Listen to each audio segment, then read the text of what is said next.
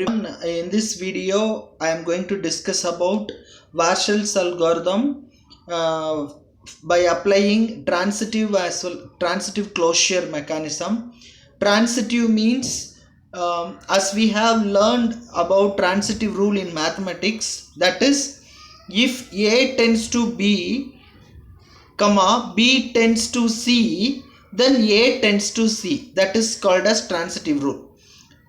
I'll repeat once again. A tends to B, comma, B tends to C. Then automatically A tends to C.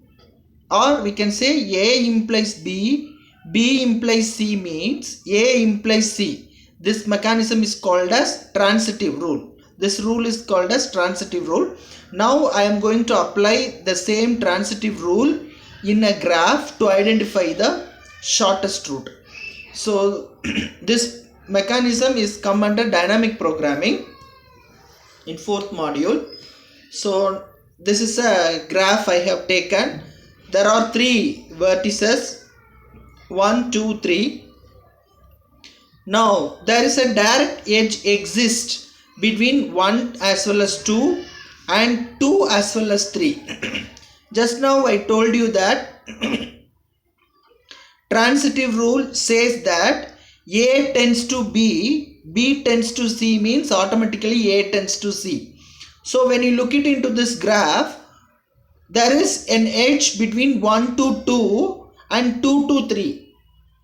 In the given graph, 1 to 2 and 2 to 3, there is a direct edge exist.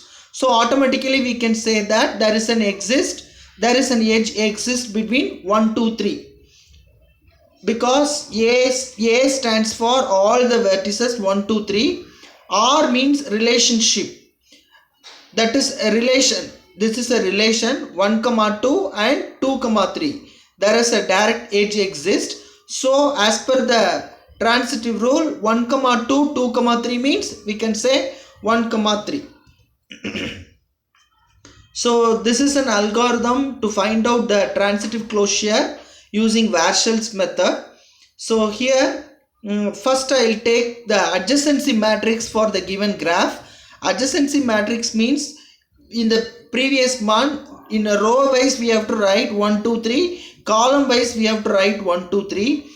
If there is any self loop exist, then we have to put 1, 1 as 1. Otherwise we have to keep it as 0.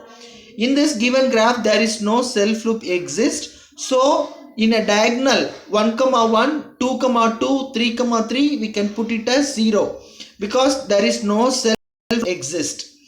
And 1, 2, there is a direct edge, so I can put 1. And 1, 3, there is no direct edge, so I'll put 0.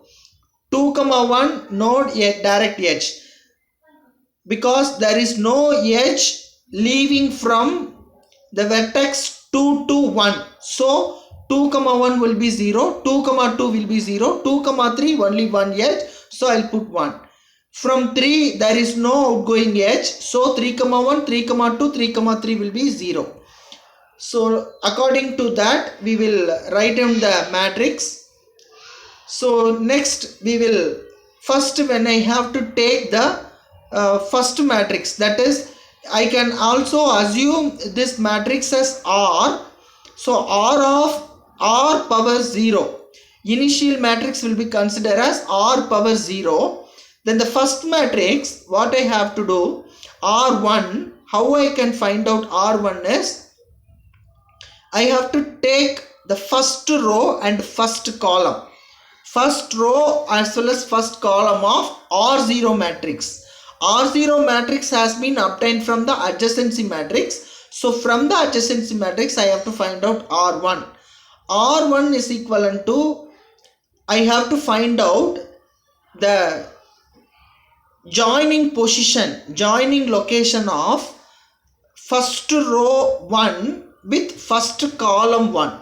In first row if there is any 1 exist, then we have to track, and in first column if there is any 1 exist, we have to track. Both rows and column of 1 will join together at one place. In those place, if there is any 0 available, we have to replace that 0 by 1. If it is 1, then no need to change anything. So this is what this point reveals. T of 0 comma 0 means T of 0 comma 0 will be obtained by T of 0 comma 0 and T of 0 comma 0.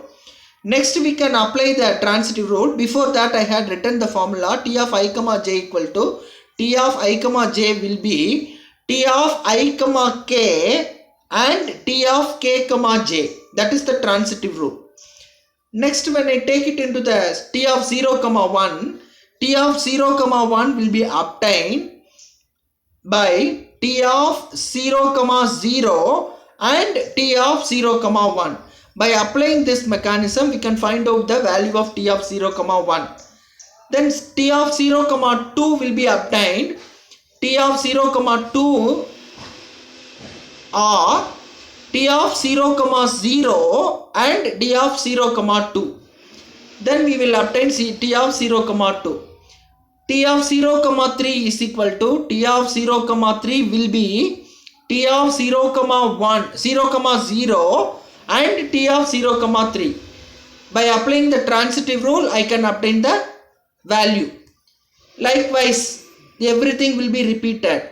T of 1 comma 1 will be obtained, T of 1 comma 0 and T of 0 comma 1. T of 1 comma 2 will be obtained, T of 1 comma 0, 1 comma 1 and T of 1 comma 2.